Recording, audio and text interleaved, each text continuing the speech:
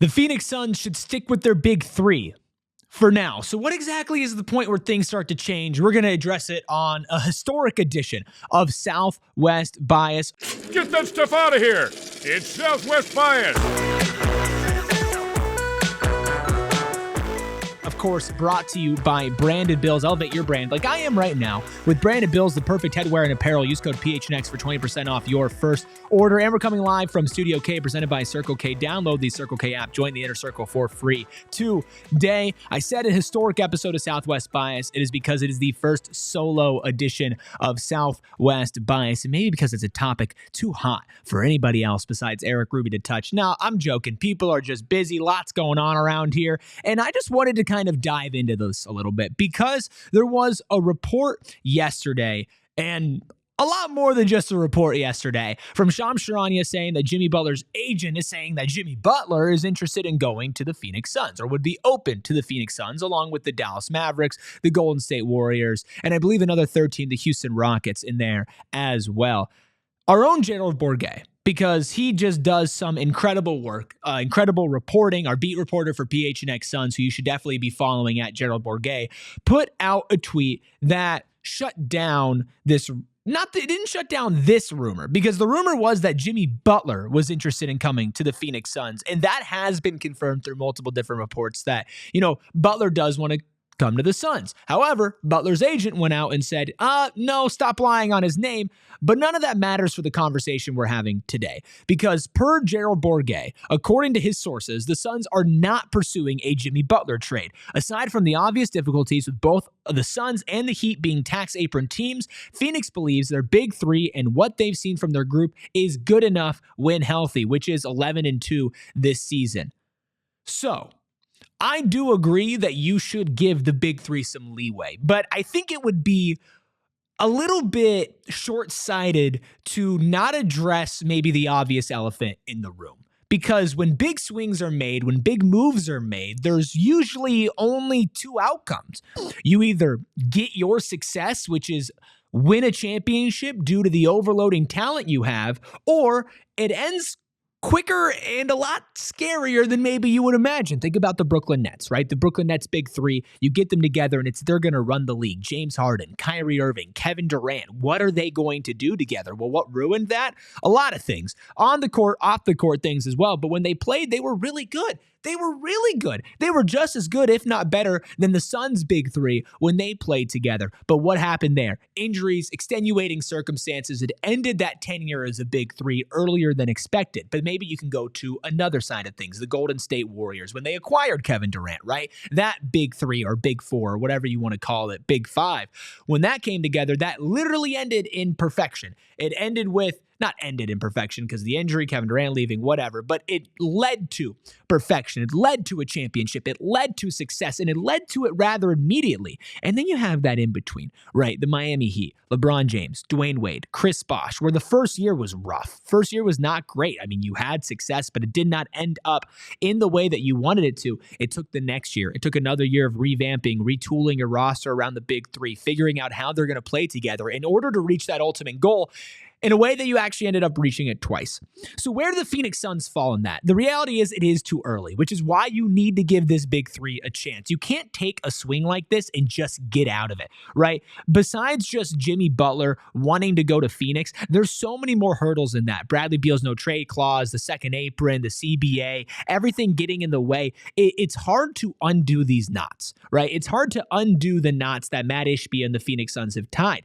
Doesn't mean that they're bad. It doesn't even necessarily mean that in the moment they were the wrong decision, because you can have the right thought process on things, which is we're going to go for broke. We're going to go all in. We're going to do something that the Phoenix Suns franchise has never done before, and that is push all your chips in the table. They push some. Trading for Chris Paul is pushing some of your chips in the table. The Phoenix Suns pushed all their chips in the table when they traded for Bradley Beal alongside Kevin Durant. And it has led to success when they play.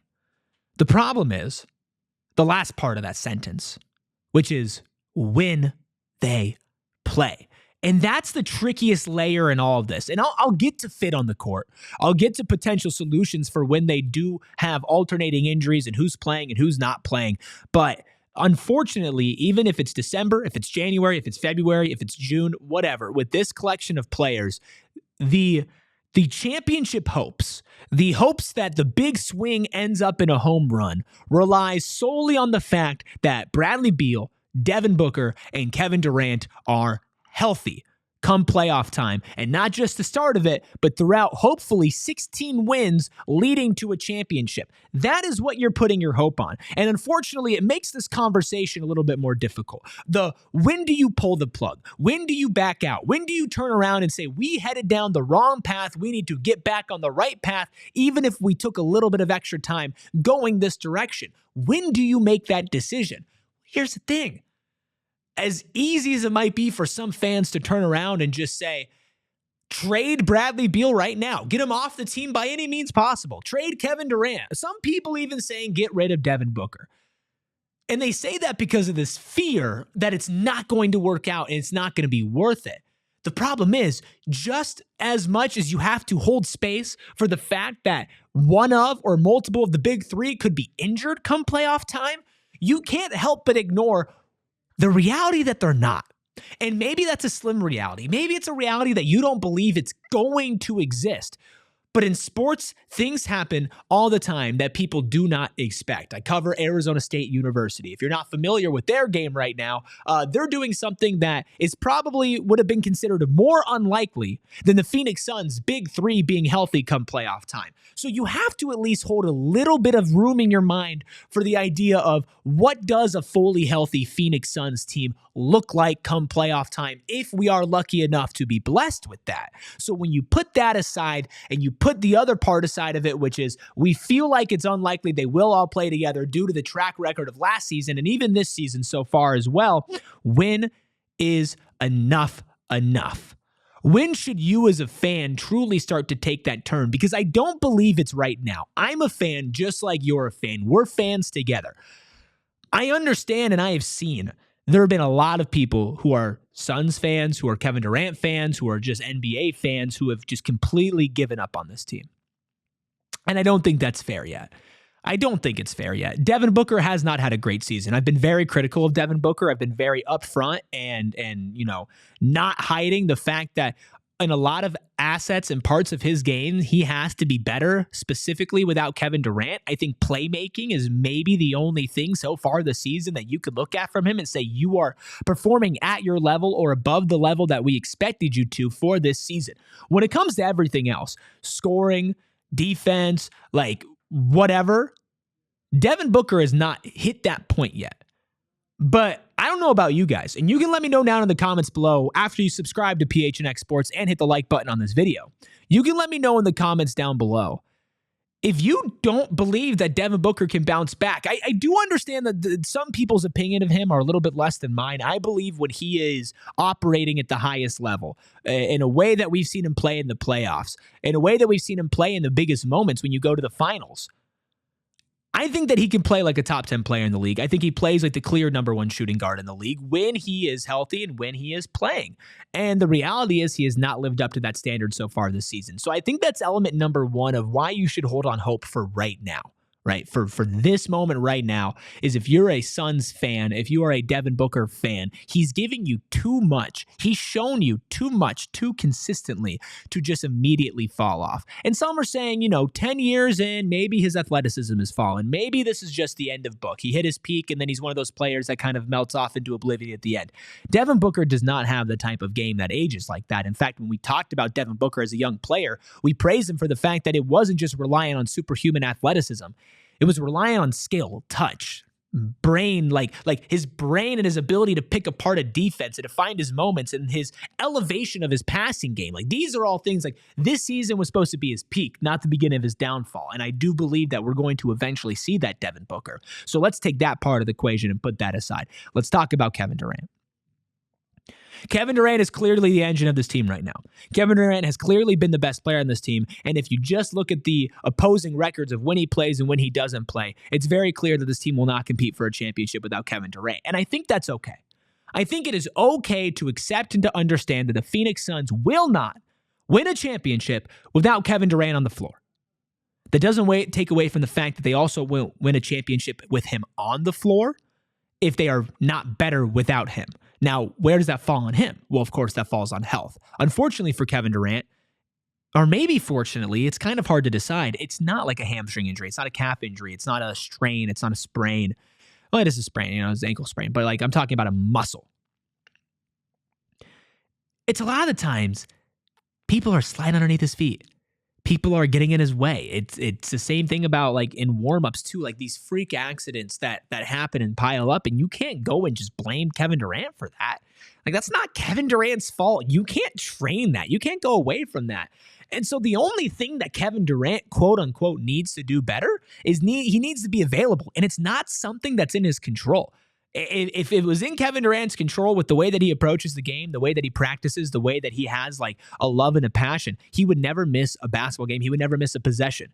He would never not touch the basketball. Like that's just the type of dude he is. So like Kevin Durant in this part of the equation, when you talk about moving on from this iteration of Big Three, when you talk about moving on from what this era of Suns basketball is, I don't think that necessarily means you're moving on from Kevin Durant. I see a reality where Kevin Durant finishes his career in Phoenix, but not with this current Big Three. So where does that lead you? Well, it leads you to Bradley Beal. And that's something and someone that we're going to talk about a little bit more in depth. And I have some interesting things brewing in my mind that I want to share with everybody. But first, I want to remind everybody that this historic, and we all have been thinking it, historic edition of Southwest Bias is brought to you by a historically great hat company that is Branded Bills. I rock Branded Bills basically every single day. Sometimes you got to not rock a Branded Bills just to remind yourself of what you're missing, because my gosh, they are the perfect headwear and apparel. They got snapback structures, fitted beanies, and tees. They can have custom logos. They have their own logos. They have partnerships with great schools, wonderful schools, Big 12 champions, like your Arizona State Sun Devils and lowly schools. It means that they show that they care about the people who are struggling. They have partnerships with the University of Arizona if you still do want to represent the Wildcats. They have all of that, and they're a local company out of Mesa, Arizona. And we here at PHNX love supporting local the same way that you love supporting our local channel right here. Head to brandedbills.com, use code PHNX for 20% off your first order. And I also want to remind everybody, our friends at Empire Today, who have been sticking with Branded Bills through thick and thin, right? Through everything. Empire Today, they are here for you to make sure that you get the best flooring in your home. And a lot of the times, people don't understand this. When you are renovating, when you're making a big decision, you don't want to cheap out. You don't want to just get the cheapest thing. And I know, like, listen, I understand. I'm the type of person, I'm looking for the best deal possible. I'm looking to pay the least amount of money and get the best deal. But some things you just can't skimp out on. And flooring is one of those things. That's why Empire Today is so important. They're not going to skimp out on you. They're not going to lie to you and promise you the lowest prices, which would guarantee them putting flooring in your home they wouldn't put in their own. But they're going to make sure that it's the right decision. They're going to make sure it's easy, it's quick, and it's convenient. In-home estimates, virtual floor visualizer on your phone, making sure that this is the right decision and that you only make this decision once. We did that in our Studio A with Empire Today Flooring, and you should do it in your home, in your apartment, in your business, wherever it is. Plus, they might not promise you the lowest price, but they're going to give you some money off just for listening to this historic edition of Southwest Bias. Schedule a free in-home estimate today. All listeners can receive a $350 off discount when they use promo code PHNX. Restrictions do apply. See EmpireToday.com/PHNX for details. All right. Bradley Beal. Let me take a sip of my water, because this is where things get interesting. Bradley Beal, I believe, is a good basketball player. I think he's a very valuable basketball player. I do believe that Bradley Beal is talented enough to be the third best player on a championship team. In fact, I have no reservations for saying that. When he is on the court, which is, again, and I said this at the beginning of the episode, the biggest if, but that's how we have to approach this conversation. There are zero other ways to approach it. If he is on the floor and he is playing, he's a massive positive for this team. Is he perfect? No. Does he need to clean up the turnovers? Absolutely. Maybe drive to the paint a little bit more? I wouldn't mind it. But his energy, his infectious ability to put his body on the ground, and at some points where he could still take over games, even though we haven't seen it as much recently, Bradley Beal is clearly an effective part of the Phoenix Suns when he is just put on the floor. The problem is he put in the most effective way? Is he effective in a way that brings out the best in Devin Booker? Effective in a way that brings out the best in Kevin Durant? Effective in a way that means you don't try to move on from him? Take the no trade clause and put it aside, because we're not talking about a realistic trade anything here. Jimmy Butler's a long shot. It could happen, but it's a long shot. Bradley Beal being traded is not what I'm talking about right now. I'm not talking about if it's possible. I'm not talking about what the likelihood of it is. I'm talking about if I was running the Phoenix Suns, how would I evaluate getting the most out of him? And can I get the most out of him to lead to a championship? And I do think there is something to be said about the fact that you are starting Tyus Jones, Bradley Beal, and Devin Booker on a team that desperately is lacking size, a team that desperately needs that defensive edge. But like I mentioned, I don't believe that Bradley Beal does not bring a defensive edge. So then what's the solution? Some people say Bradley Beal come off the bench. And I had this whole conversation with Steven. I see a world where that works. My ideal version of a basketball team is 2 stars surrounded by role players in the starting lineup who fill out perfectly, right? Who pick up for the weaknesses, have shooting and athleticism, and are smart, heady players. And then off the bench, you have a supernova. Off the bench, you have a consistent scorer that you can look at all the time and just say, I'm going to call your number. I'm going to put you in the game at this time. You're going to sit back, you're going to analyze, and you're going to cook. You're going to cook. Now, I understand there are semantics around it. There's ego about it as well. It's not an easy decision to say, Bradley Beal, you go to the bench. So let's live in a reality where that's not possible. Let's say Bradley Beal will not go to the bench. They refuse to. He refuses to. The Suns refuse to. How do you get the best fit out of this big 3? It's by moving Tyus Jones to the bench. It is. And that's nothing against Tyus Jones. None of what I'm saying is an indictment on who they are as a basketball player or their talent level or if I like them or if I want them on this team or not. It's merely about looking at the cards you've been dealt, the struggles that you've been facing, and look at the solution. And yeah, we live in a world where Tyus Jones says he was promised a starting spot, and so far it appears that's true. And Tyus Jones has played good. Tyus Jones has played well above his contract value, exactly what we have expected from him. It's not his fault. It's not Bradley Beal's fault. It's not Kevin Durant's fault. It's not Devin Booker's fault. We want to say it's Matt Ishbia's fault? I'm not going to fault him for trying to put all of his chips in the table and try to win. Not until it's fully done. Not until it's lost and you can look back and say, well, it was the wrong decision, obviously based off of the outcome, but I still appreciate the process as somebody who's seen the cheapest owner of all time ruin winning teams. I still appreciate the process. So it's not about the blame game. It's about winning. It's about delivering on the final goal of winning a championship. And in order to do that, I do not believe that you can have that small of a lineup out there. In the playoffs, I think you're going to get attacked.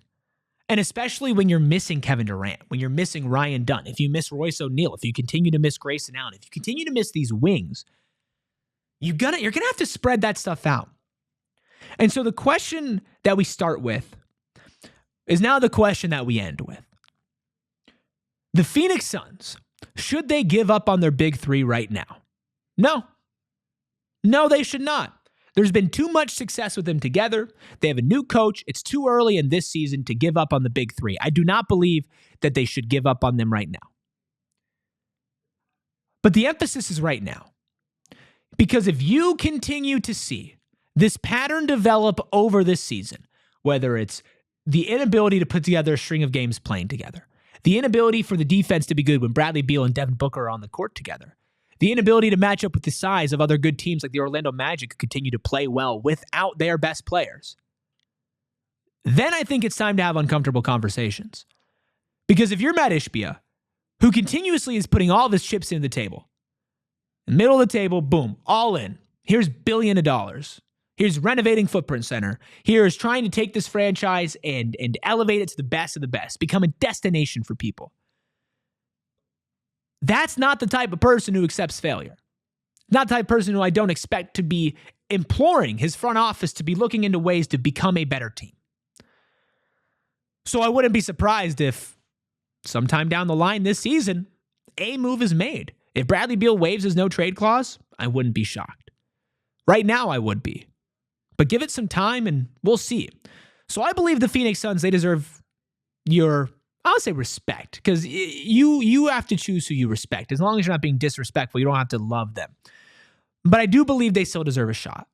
I do not believe you should give up on the big 3. I do not believe that you should give up on the concept of the big 3. And I'm saying that as a man who's open to change his mind down the road. I'm not saying that as somebody who's going to stand up here and say that there is zero chance that 6 months from now I look back and say that I'm wrong sitting here right now. But right now, that's how I feel. They need more opportunities. They need more of a chance because they can be a good team. But can they be it consistently, and can they be it when the time really matters come playoff time? You let me know what you think down below. Let me know what you think about a solo edition of Southwest Bias here on PHNX Sports. Our march towards 35K, we need to hit that before the start of the year. I'm setting that goal for everybody. Make sure you subscribe. Make sure you turn notifications on as well. If you're listening in our audio feed, of course, you probably know we do PHNX Suns 5 days a week, including pre-games and post-game shows for so many games. How many games, Eric? Now I'm talking to myself. All of them. Every single game, pregame, postgame show, plus so much more. Live shows during the week, all at PHNX_Suns on social media. And of course, right here on PHNX Sports. You can catch me, Erik Ruby, on PHNX Sun Devils 5 days a week, as well as we march towards the college football playoffs, the Peach Bowl. And if you're a basketball fan, Arizona State men's basketball on the brink of making it into the AP Top 25. Of course, we also cover the Wildcats, Diamondbacks, Cardinals, Mercury, Rising, all of that. All right here on PHNX Sports, and nobody does it better at all with a more local flavor than we do here. Make sure you stick around for more Southwest biases next week. I think I'm going to grab a friend, though. This was fun. I'll see you guys next week. Get that stuff out of here. It's Southwest Bias.